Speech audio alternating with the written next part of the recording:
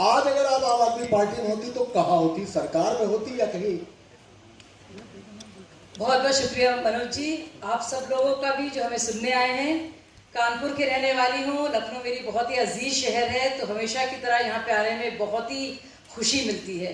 बहुत बहुत शुक्रिया आप सब लोगों का। साथियों, कानपुर की रहने वाली हूँ, मनोज जी भी हैं, वहाँ भी दुकान है, ऐसा कोई सगा नहीं जिसको मैंने ठगा नहीं। तो आप सब ने सही कहा, आदर्शवाद और बेवकूफ़ी के बीच की जो लकीर है ना, बहुत ही ज़्यादा महीन है, और मुझे लगा कि मैंने इसको कई बार पार किया है।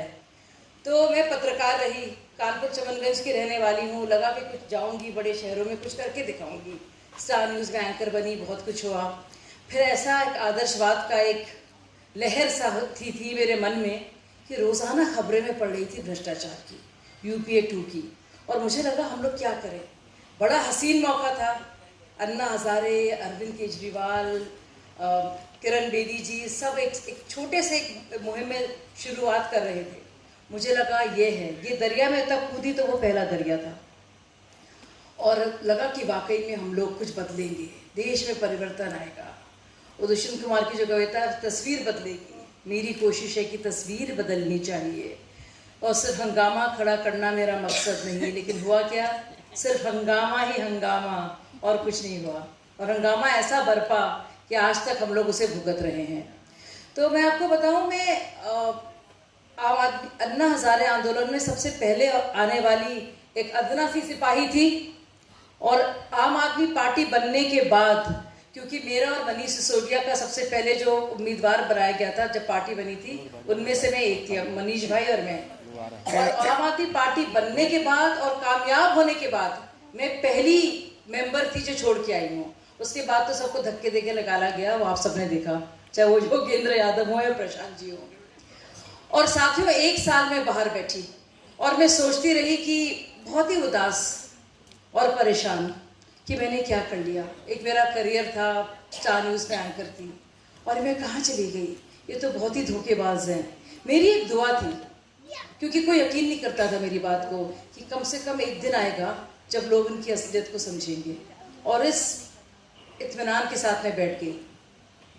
मैंने प्रधानमंत्री जी को सुना रेड फोर्ट से, और पहली बार किसी ने अगर बात की है बेटियों के सम्मान की, और कहा कि जब बेटियां लेट आती हैं हम सब सवाल पूछते हैं, और जब बेटे देर से आते हैं तो कोई नहीं पूछता।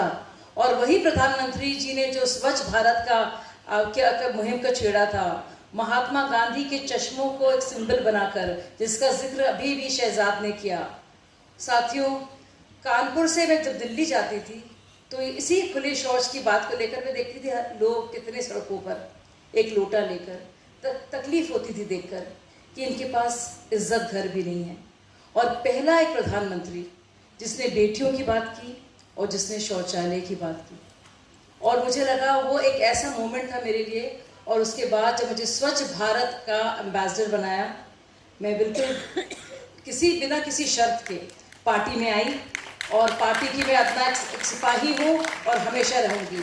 और प्रधानमंत्री ऐसे हैं हमारे यशस्वी और इतने शानदार इंसान कि वो किसी के भी दिल को जीत लेते हैं। उनकी हर एक बात जो आप देखें, दुर्लभ से दुर्लभ उनके जो आइडियाज़ हैं, और एक ऐसा प्रधानमंत्री हमारे देश के बीच में है जिसने अपने आइडियाज़ से और उसके एग्जीक्यूशन से वाकई में देश की तस्वीर बदल दी है, और ये अलग ही देश चमक रहा है। और इसमें कितनी एक सेल्फ कॉन्फिडेंस की बात हो, अपने में यकीन की बात हो, हम भी कुछ हैं इसका भी ज्ञात हो, ये पहली बार हो रहा है।